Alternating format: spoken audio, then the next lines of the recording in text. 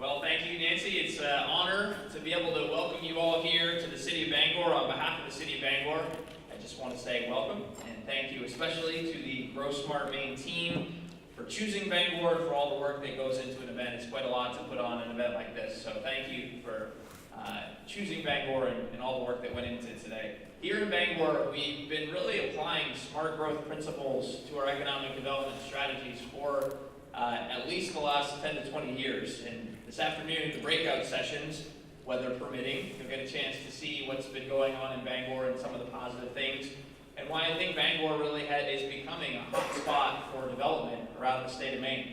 People might be surprised to know that Bangor actually has the youngest age of any community in the state of Maine. Bangor's median age is about 7.5 years younger than the median age of the state as a whole. At the same time, we've been named a great place to retire by both Forbes magazine and AARP. And in fact, last year we were named the 100th age-friendly community in the country by AARP. And here in Bangor, what we focused on first and foremost is quality of life. And I know that's kind of a catch-all term that means something different to everybody, but what we focus on is having this be as vibrant, safe, inclusive, welcoming, walkable, livable. I could keep listing adjectives all day, but what we try to make this is a place where people really want to be, to live, to settle down, to recreate, to work, to raise families, to retire in. And a lot of the things that older people want, whether it's affordable costs of living, or recreational opportunities, or cultural stimulation, things to do, clean air, clean water, it's the same things that younger people want as well. So we try to be as livable a community as possible. And as I mentioned earlier, Bangor's full of smart growth projects. And in fact, we're sitting in one right now. The construction of the Cross Center was a successful effort over the course of many years that really was a process led by people in this community. It was inclusive. It took input from a wide variety of stakeholders. A lot of you may remember coming to Bangor for things like high school basketball tournament games, and that was great when the roof wasn't leaking. If it was a day like today, we'd probably be getting dripped on in the old auditorium. We've certainly outgrown that project. But this building became a real success story, in part because it bubbled up from the people in the community, and it was built around public-private partnerships between the city, the business community, other stakeholders, and it ended up being a real success. And now it's part of an economic development cluster from here to the casino across the street and the waterfront, which is not just home to waterfront concerts, but also the American Folk Festival, dozens of events through the year, and now the real capstone for now, I think, Bangor Savings Bank's headquarters on the waterfront, where they'll be employing several hundred people, a 5-minute walk from downtown, a 10-minute walk from where we are right now, and adjacent to a neighborhood in Bangor that really is improving, in an up-and-coming neighborhood where a lot of younger people and older people live, make a real mixed-use neighborhood. So, again, I just want to thank you all for being here. I'm excited to learn more myself. We've got lots of City of Bangor folks here, but it's great for us to be able to host and welcome you all here, and we'd be happy to have you back anytime. And with that, again, I want to say thank you to Grow Smart, and I will be happy to introduce Carol Morris, who is the chair of the Grow Smart Maine Board. Thank you for being here.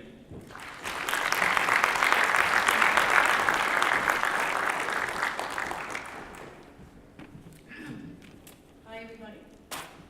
Thanks to the Cross Center and the City of Bangor for hosting us today. I want to run through a few quick housekeeping items.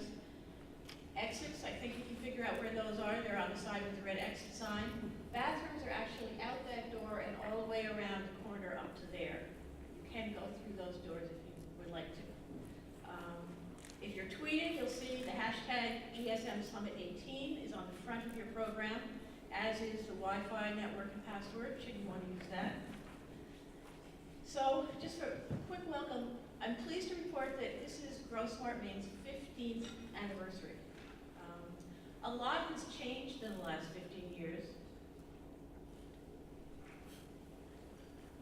A lot has changed in the past 15 years, both in the economy and in politics. I think the best word that I can think of to describe it is tumultuous. So, here at Grow Smart, we continue to advance the idea that growth, prosperity, and even tumult doesn't have to mean losing the qualities that makes Maine such an incredible place. Today, you're going to hear a lot about the increasing emphasis on doing things locally, and that's something that fits us in really well here in this state. We are all so fond of our home rule. Now, we're here, I've got to quickly elect our new board, but before that, I have an announcement. An anonymous donor has pledged a 100% match of any contribution or new membership that happens today.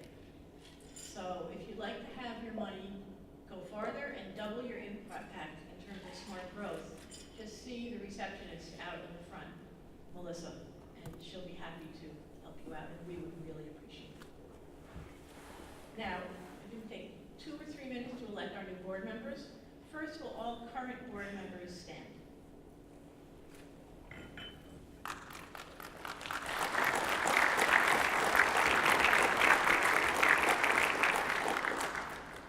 And now our new board members are Ben Smith of North Star Planning and Chris Winstead, Executive Director of Piscataqua County Economic Development Council. Hi, guys.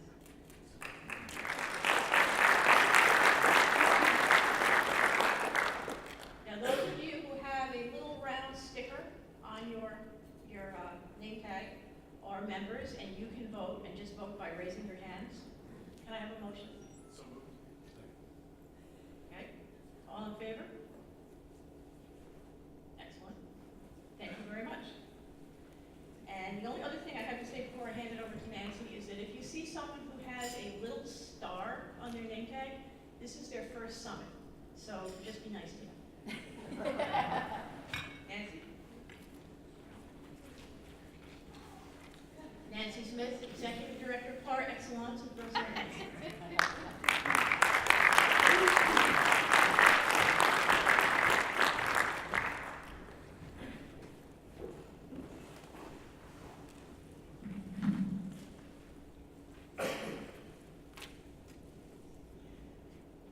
I have the opportunity this morning, one of, honestly, my favorite parts of the entire year, is providing you with an update on what's happened at GrowSmart over the last year. All my stuff in order here. So, let's take a look back at the last fiscal year, basically July 1 through June 30th. What you see behind me is a map of our community engagement since 2010, coincidentally when I came on board with GrowSmart Maine. You can see our community engagement with 2018 highlighted with the red stars.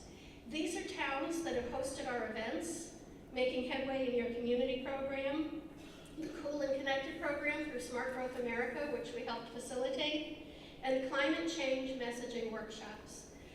I think it's important here to us, and I think to everyone in the room, that we note the statewide reach of GrowSmart Maine. It's a priority for the board, for staff, and all of us, that we truly are a statewide organization.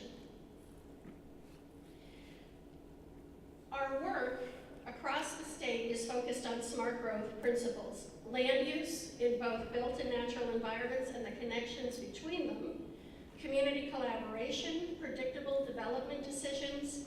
All of this leads to fostering the quality of place that defines Maine while honoring the people who live here. Smart growth is relevant across the state.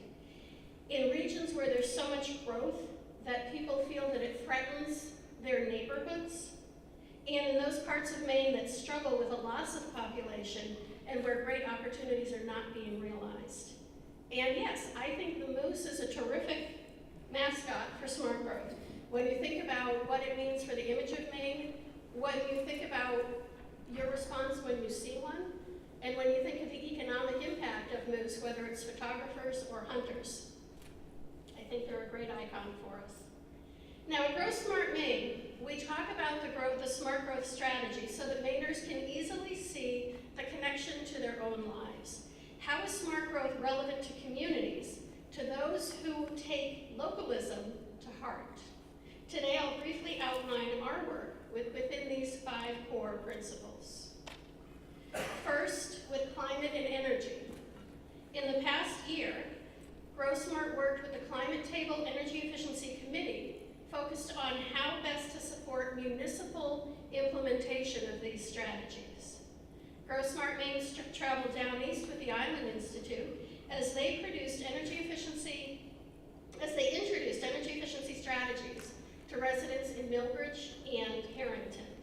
And we conducted climate table messaging trainings, how to talk to Mainers about climate change in a way that is relevant and they'll listen. These were in Brunswick, Portland, and Wells, and more recently in Norway, Islesboro, and Falmouth. With community connections, GrowSmart Maine worked within the Maine Broadband Coalition to host a conference at Thomas College on broadband. For many of us, it was our first time to hear Chase Wilson, who you'll be hearing later this morning. GrowSmart advocated for broadband policy and investments. We also advocated at the federal level for the low-income housing tax credit to ensure safe, affordable choices for everyone across the state. And we created an educational brief on local advocacy with guidance on taking action in your own community. The photo that you see here is Ann Haslett, who is the head of the USDA Rural Development out on Islesboro on Cranberry Island, I think, doing a ribbon cutting on the major investment they made in their community in broadband. When it comes to healthy communities, GrowSmart hosted a walkability forum in Bangor last September, and this photo from Bodenham is one of 2 farm-friendly community forums that we hosted with Maine Farmland Trust and local partners. The Kennebec West Farm Support Working Group is 3 towns in western Kennebec County who are taking a regional approach to supporting existing farmers, cultivating new farmers, and ensuring quality farmland stays accessible and in production through municipal tools. As an example, Monmouth this year passed the Voluntary Municipal Farm Support Program, the 2nd town in the state to do so, to offer a property tax refund on eligible farmland and structures. And then when we talk about the local economy, the forest products economy is an integral part of our heritage and our current and future economy. But we need more. Towns and cities across the state are finding their own niches in providing cultural experiences and supporting small businesses.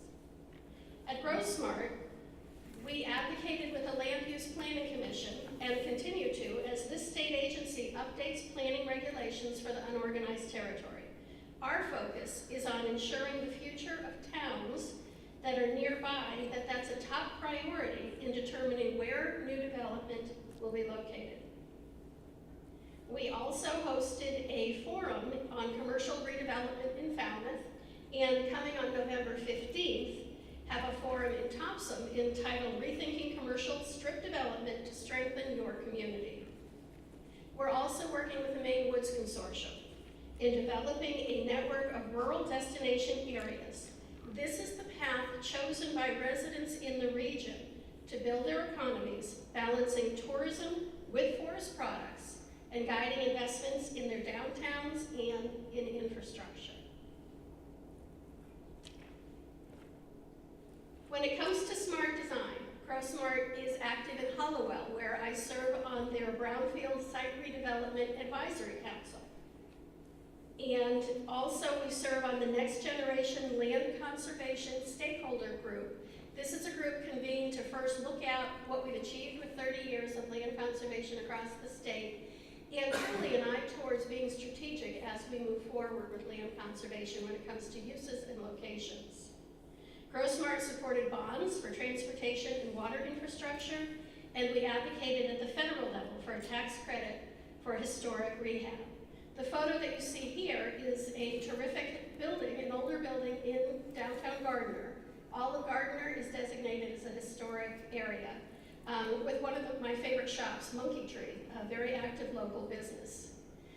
And we know GrowSmart is the place where we make the connections between downtowns and the outer areas. And in my opinion, we know that we're making good decisions when your dog is happy. So again, it's that balance between the built and the natural environment that's critical to our future.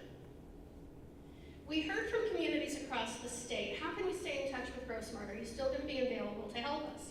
And this was one of the main motivations in creating, with an amazing steering committee, the Maine Alliance for Smart Growth. We have 3 goals: community connections, coordination of effort, and from what we learn, advocacy. If you're not a member now, you can join for free at the link, or easily find it on our website. In December, the Alliance hosted a members-only advocacy workshop as we prepared for the coming year in the legislature.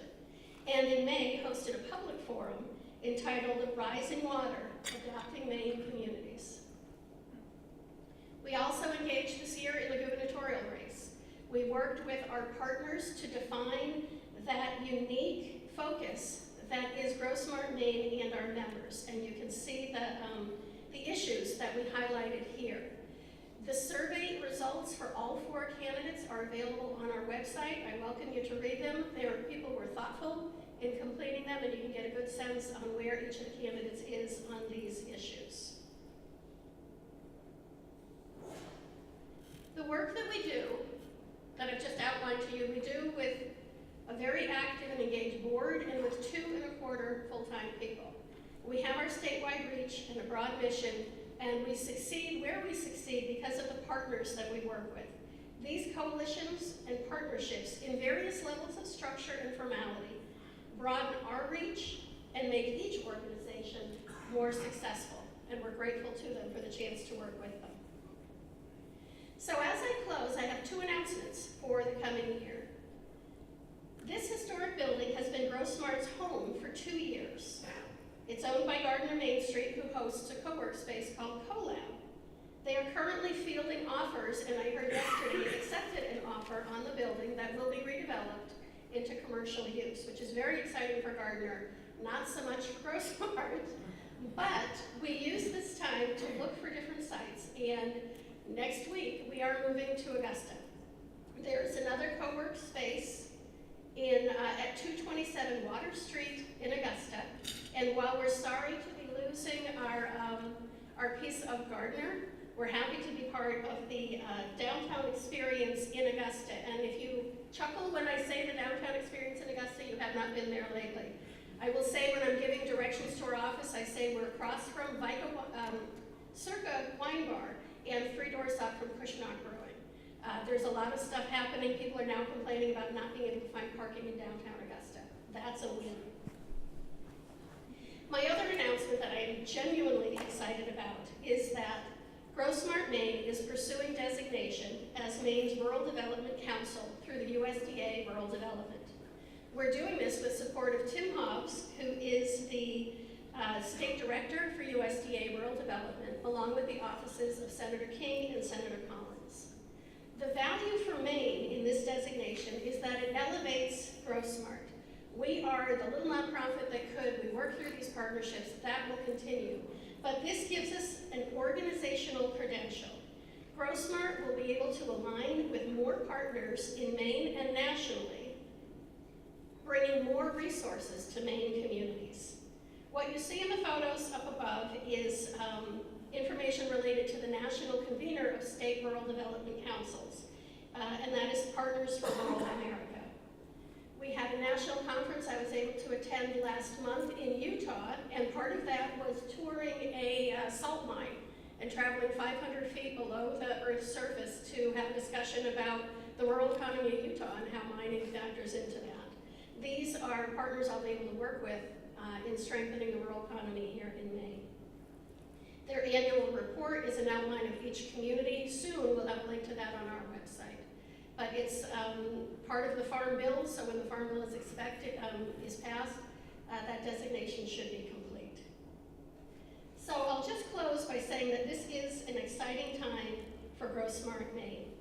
And I want to introduce our MCs for the afternoon. You'll be seeing Jean Claveau and Rebecca Casey. Both serve on the GrowSmart Maine board. Sean is a commercial banker at Camden National, and Becca is an architect with SMRT Architects. Becca and Jean, if you want to stand and wave just so folks can see you, they're going to introduce the afternoon sessions, they're going to help speakers stay on time, and they're going to manage the audience Q&A.